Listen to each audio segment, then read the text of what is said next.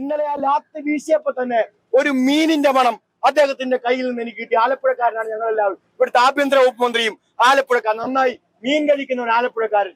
ആ ലാത്തിയിലെ മീനിന്റെ മണം കണ്ടപ്പോഴേ ഞങ്ങൾക്ക് മനസ്സിലായി ഇന്നലെ SFI സമരത്തിന് വരുന്നതിന് മുമ്പ് ആഭ്യന്തര വകുപ്പ് മന്ത്രിയുടെ അടുക്കളയിൽ പോയി VD സതീശന്റെ സമര ഗേറ്റ് രമേശ് ചെന്നിത്തല പൂട്ടിച്ചു എന്നങ്ങ് എഴുതി കൊടുക്കാൻ നിങ്ങൾ തയ്യാറാകണമെന്ന് ആദ്യം തന്നെ പറയുകയാണ്. ആർക്ക് വേണ്ടിയാണ്? ഞങ്ങൾ എന്ത് തെറ്റാണ് ചെയ്തത്? ഞങ്ങൾ ആരെയാണ് മർദ്ദിച്ചത്? ഞങ്ങൾ ഏത് പൊതുമുതലാണ് നശിപ്പിച്ചത്?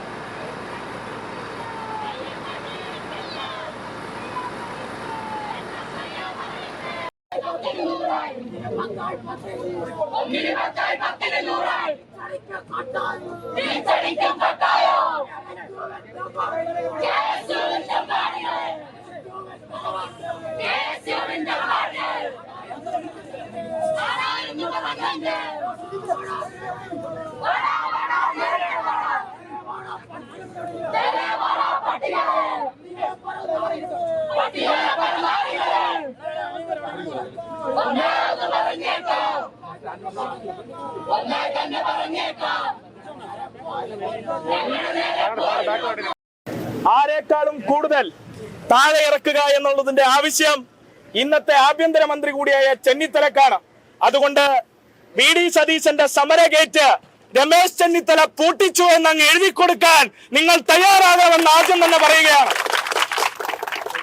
അതുകൊണ്ട് തന്നെ ഇന്നലെ യൂണിവേഴ്സിറ്റി കോളേജിൽ അവിടുത്തെ ആസ്ഥാനത്ത് ഞങ്ങൾ തെരഞ്ഞെടുപ്പിൽ മത്സരിച്ചപ്പോൾ ഉജ്ജ്വലമായ വിജയം ഞങ്ങൾ നേടിയെടുത്തു.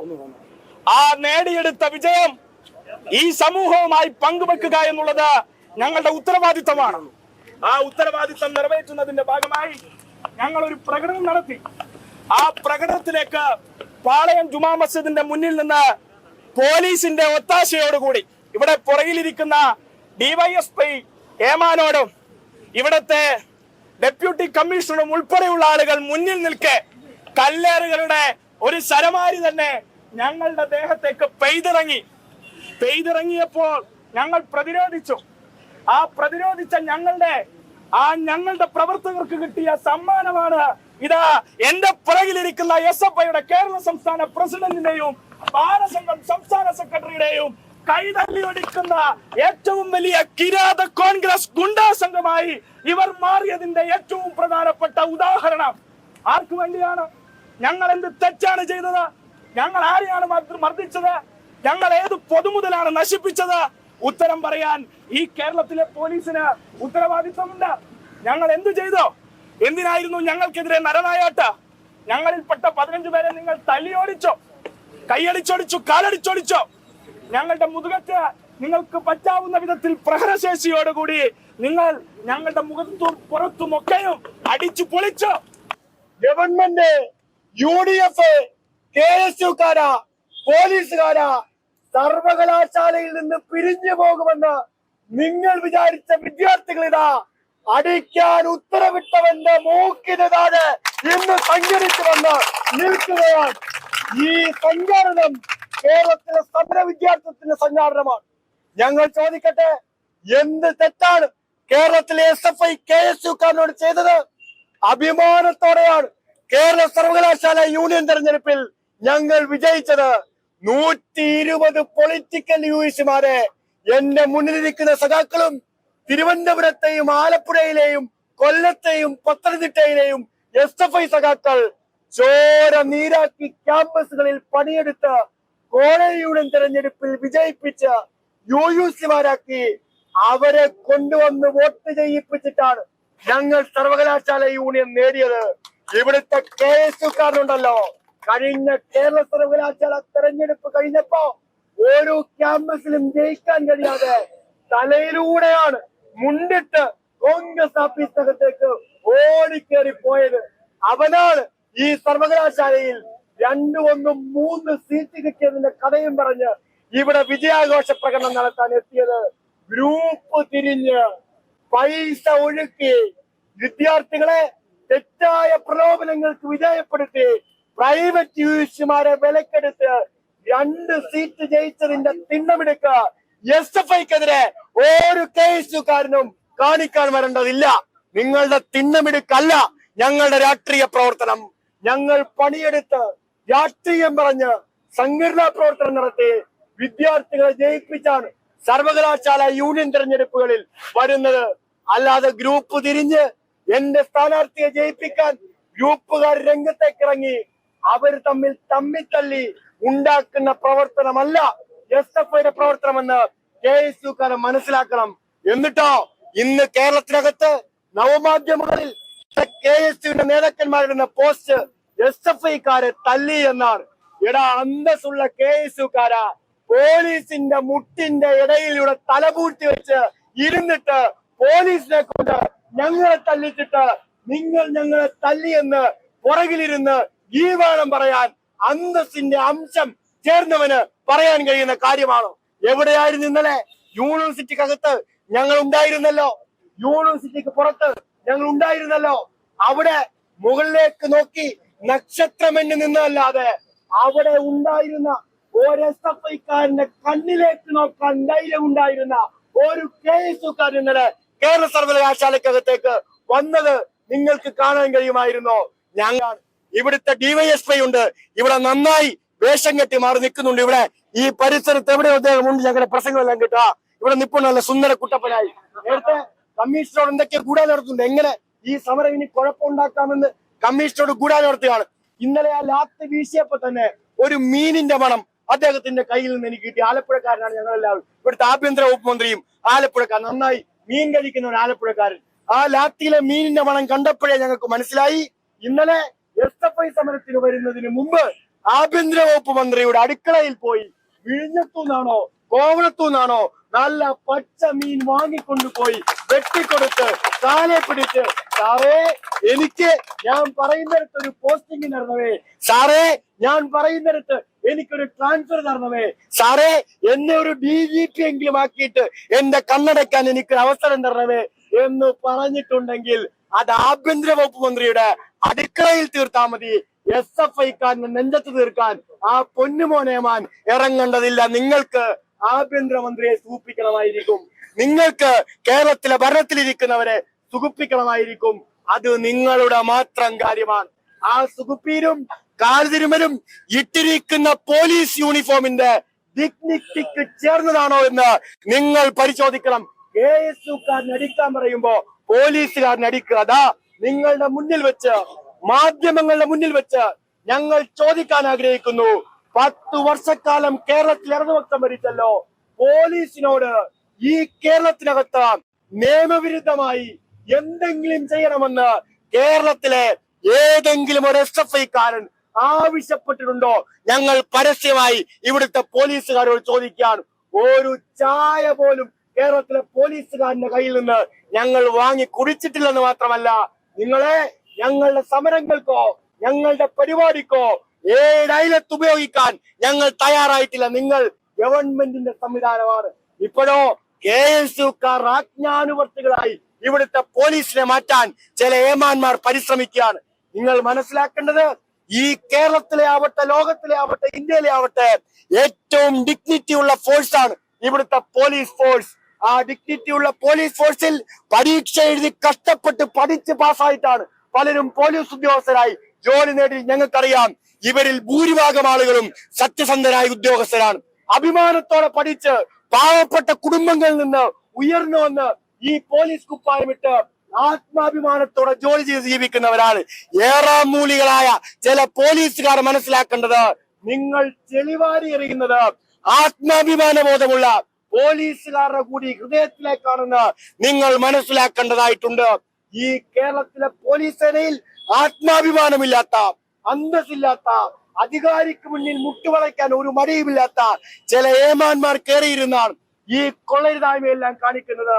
നാം മനസ്സിലാക്കേണ്ടത്, അധികാരത്തിലെത്തി 5ാമത്തെ ദിവസമാണ് പാവപ്പെട്ട മനുഷ്യർ താമസിക്കുന്ന പരിയാരത്തുകാവിലേക്ക് കടന്നു ചെല്ലി അവിടുത്തെ മനുഷ്യർക്കെതിരെ അക്രമം നടത്താൻ ഇവിടുത്തെ പോലീസ് ഉത്തരവ് കിട്ടിയത്. 7ാമത്തെ ദിവസമാണ് അധികാരത്തിലെത്തി ഇവിടുത്തെ വിദ്യാർത്ഥികളെ ആക്രമിക്കാൻ ഇവിടുത്തെ പോലീസ് നിർദ്ദേശം കിട്ടിയത്. SFI-കാരൻ അടി കിട്ടുമ്പോ SFI-യുടെ സംസ്ഥാന പ്രസിഡന്റിനും സംസ്ഥാന സെക്രട്ടറിക്കും ഇവിടുത്തെ SFI-യുടെ സഖാക്കൾക്കും അടി കിട്ടുമ്പോ പലർക്കും വലിയ ആത്മസന്തോഷമാണ്.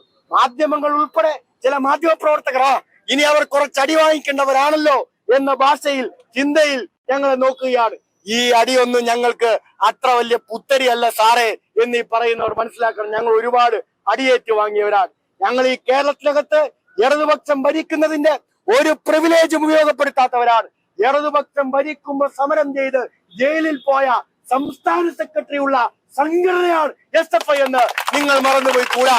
ഞങ്ങൾ ആ പ്രിവിലേജ് ഉപയോഗിച്ചിട്ടില്ല. ഞങ്ങൾ ആ പ്രിവിലേജിന്റെ 7 പോയിട്ടില്ല.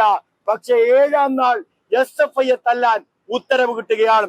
ഞങ്ങളെ തല്ലുമ്പോ ഏതെങ്കിലും മനസ്സുകൾ സന്തോഷിക്കുന്നുണ്ടെങ്കിൽ, മാധ്യമ പ്രവർത്തകരെ, ഈ കേരളത്തിലെ സാധാരണപ്പെട്ട മനുഷ്യരെ, ഇന്ന് ഈ കൈ, ഈ പോലീസിന്റെ ലാത്തി, അവരുടെ ഗ്രനേഡ്, അവരുടെ മർദ്ദനോപാധി ഉയർന്നത് SFI-ക്കാരന് നേരെയാണെങ്കിൽ നിങ്ങൾ ചിരിക്കുന്നുവെങ്കിൽ, നാളെ ഈ അധമവർഗം കയറി മേയാൻ പോകുന്നത് മാധ്യമ സുഹൃത്തുക്കളെ ഒരുപക്ഷെ നിങ്ങളുടെ നെഞ്ചിലേക്കായിരിക്കാം. സാധാരണപ്പെട്ട മനുഷ്യരെ ഒരുപക്ഷെ നിങ്ങളുടെ നെഞ്ചിലേക്കായിരിക്കാം.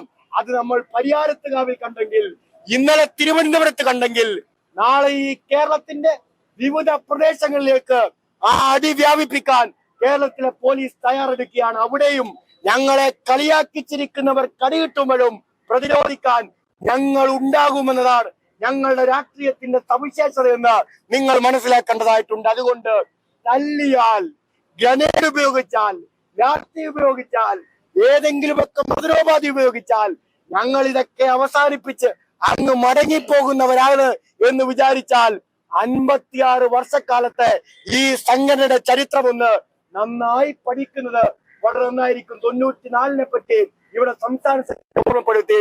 നിങ്ങളുടെ മുതുമുത്തശ്ശി ഉണ്ടല്ലോ, ഇപ്പൊ അഭിമാനത്തോടെ ഇവിടെ ഭരണസിരാ കേന്ദ്രത്തിൽ ഇരിക്കുന്നവർ മുതുമുത്തശ്ശിയായി ഒരു അയൺ ലേഡിയെ ഈ രാജ്യത്ത് കൊണ്ടു നടന്നിരുന്നില്ലേ? അയൺ ലേഡിയുടെ പേര് ഇന്ദിരാഗാന്ധി എന്നായിരുന്നില്ലേ? ആ ഇന്ദിരാഗാന്ധിക്ക് ഒരരുമ ശിഷ്യൻ ഈ കേരളത്തിൽ ഉണ്ടായിരുന്നില്ലേ? കോൺഗ്രസിന്റെ മുത്തച്ഛൻ എന്ന് വിളിക്കാൻ കഴിയുന്ന കെ കരുണാകരൻ കേരളത്തിന്റെ ആഭ്യന്തരമന്ത്രിയായിരുന്നില്ലേ?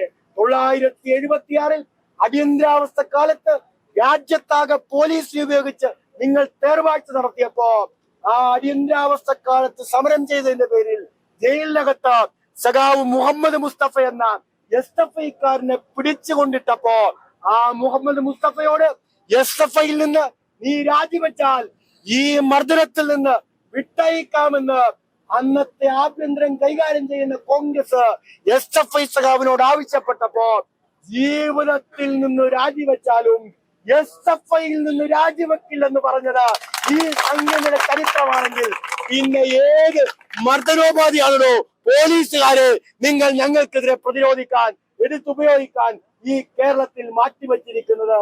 നിങ്ങളെല്ലാം കൊണ്ട് ഈ കേരളത്തിലേക്ക് ഇറങ്ങണം. നിങ്ങളെല്ലാം കൊണ്ട് ഞങ്ങളെ ആക്രമിക്കാൻ ഈ കേരളത്തിന് തെരുവിലേക്ക് ഇറങ്ങണം.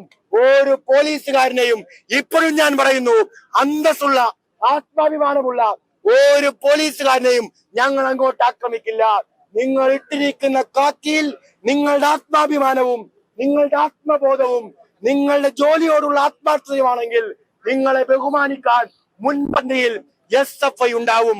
മറിച്ച് നിങ്ങൾ ഇട്ടിരിക്കുന്ന കാക്കിയിൽ നിങ്ങളുടെ വ്യക്തിപരമായ രാഷ്ട്രീയത്തെ, നിങ്ങളുടെ താല്പര്യത്തെ, നിങ്ങൾ ഉൾക്കൊള്ളുന്ന രാഷ്ട്രീയ താല്പര്യത്തെ കടത്താൻ ഏതെങ്കിലും പോലീസുകാരൻ പരിശ്രമിച്ചാൽ ഒരു സംശയം വേണ്ട, പോലീസുമാനെ തിരിച്ചടിച്ചിരിക്കും. അത് ഞങ്ങളുടെ തീരുമാനമാണ്. രാഷ്ട്രീയമാണെങ്കിൽ രാഷ്ട്രീയമായി തന്നെ തിരിച്ചടിക്കും. അന്തസ്സോടെ, ആത്മാഭിമാനത്തോടെ, നേർക്കുനേരെയാണെങ്കിൽ ബഹുമാനത്തോടെ പോലീസോടെ സഫൈ ഇടപെടും. അതുകൊണ്ട് ഞങ്ങൾക്ക് ഈ അടിയേറ്റു വാങ്ങിയത് കൊണ്ടൊന്നും കേരളത്തിലെ SFI സമരം അവസാനിക്കാൻ പോകുന്നില്ല. കൂടുതൽ ആവേശത്തോടെ, കൂടുതൽ ഊർജത്തോടെ ഈ കേരളത്തിലെ വിദ്യാഭ്യാസ മേഖലയെ കാവ്യവൽക്കരിക്കാനുള്ള എല്ലാ പരിശ്രമങ്ങൾക്കുമെതിരെ ഞങ്ങൾ പോരാടും. ഇവിടുത്തെ മുഖ്യമന്ത്രിയെ പറ്റി സംസ്ഥാന സെക്രട്ടറി നിങ്ങളോട് പറഞ്ഞു. കേരളത്തിലെ മാധ്യമങ്ങൾ അറിയേണ്ട പ്രധാനപ്പെട്ട ഒരു കാര്യമുണ്ട്. മുഖ്യമന്ത്രിയായി സത്യപ്രതിജ്ഞ ചെയ്യുന്നതിന് അനുവാദം വാങ്ങാൻ ഇവിടുത്തെ ലോക് ഭവനിലേക്ക് കയറി ചെന്ന VD സതീശനെ കെട്ടിപ്പിടിച്ച് മുത്തം കൊടുത്ത ഒരു മുതല് ലോക് ഭവനകത്ത് ഇരിപ്പുണ്ട്. ആ മുത്തം കൊടുത്ത മുതലിന്റെ ചരിത്രം പരിശോധിക്കാൻ പോയാൽ നല്ല 1-ാം നമ്പർ കറകളഞ്ഞ RSS കാരനാണ് ആ മുതല് എന്ന് നിങ്ങൾക്ക് മനസ്സിലാവും. ജയന്തുകാരൻ കൃത്യമായി എടുത്ത് VD സതീശനെ കാണിക്കണം.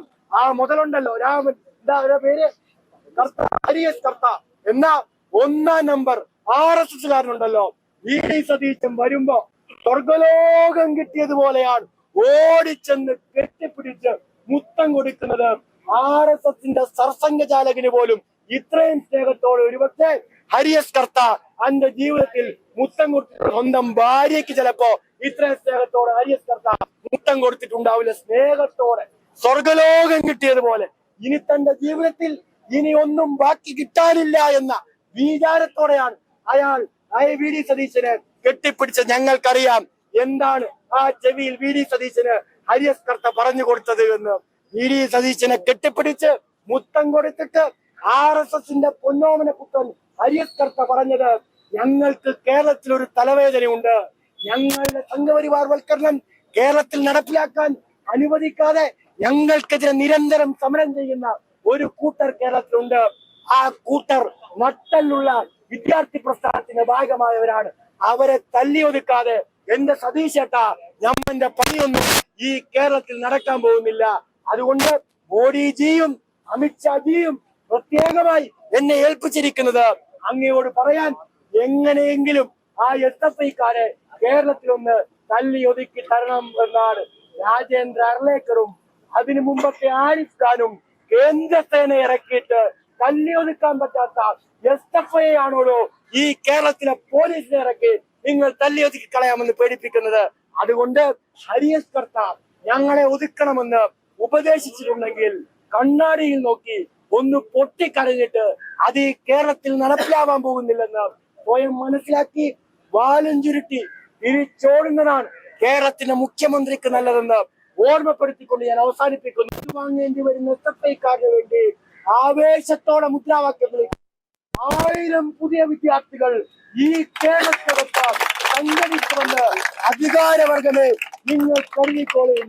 ഞങ്ങൾ മുന്നോട്ട് പോകും. സഖാക്കളെ, നാം ഈ പോരാട്ടത്തിൽ മുന്നോട്ട്